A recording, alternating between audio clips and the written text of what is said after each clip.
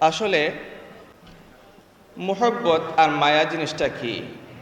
আপনি যদি একটি বিড়ালকে, ছোট্ট একটি বিড়ালকে যদি আপনার ঘরে লালন পালন করেন, কয়েকদিন সেই বিড়ালকে রাখার পর তার প্রতি আপনার একটি মায়া জন্মাবে।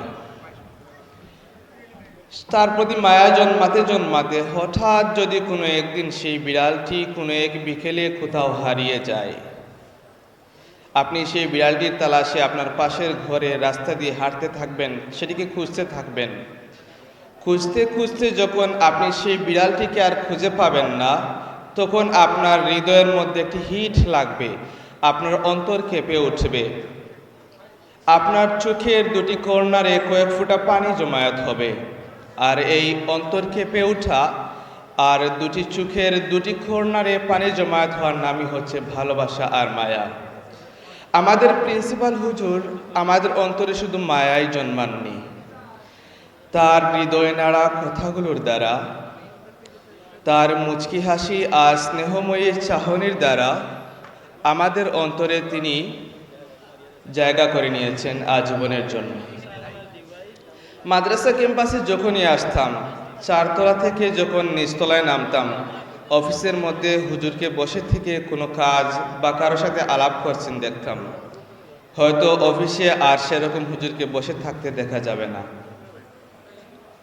হয়তো মাদ্রাসার ক্যাম্পাসে হুজুরের আর ঘন ঘন বিচরণ দেখা যাবে না। তবে হুজুর এই মাদ্রাসার প্রত্যেক ছাত্রছাত্রীর প্রত্যেকটির অংশের সাথে হুজুর মিশে থাকবেন আজীবনের জন্য।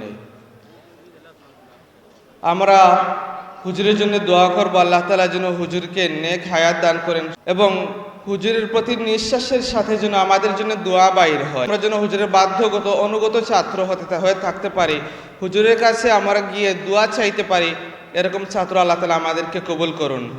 আমি পরিশেষে হুজুরকে নিয়ে একটি কবিতা লিখেছিলাম, আমাদের স্মারকেও সেটি লিপিবদ্ধ হয়েছে। সেই কবিতাটি আবৃত্তি করে আপনাদেরকে শোনাতে চাচ্ছি। কবিতাটির নাম হচ্ছে হৃদয়ের কান্না। লিখেছি আমি ফাহিম আমজাদ।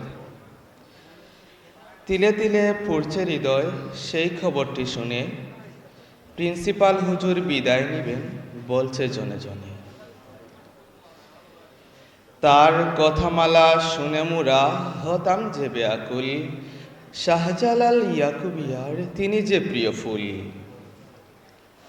নুরানি চেহারা খানা দেখিলে প্রশান্ত হতো মুদের মন, এমন মানুষ পাব কি মোরা আর কোনজন। মূল্যবান নসিহত করতেন তিনি সকল শিক্ষার্থীর তরে, বিদায় নিলেও থাকবেন যিনি সবার হৃদয় মাঝারে। সকলে ভালো থাকুন, সুস্থ থাকুন, সকলেই সকলের জন্য দোয়া করব এবং আমি অধমের জন্য সকলের কাছে দোয়া চেয়ে এখানেই বিদায় নিচ্ছি। আসসালামু আলাইকুম ওয়া রাহমাতুল্লাহ।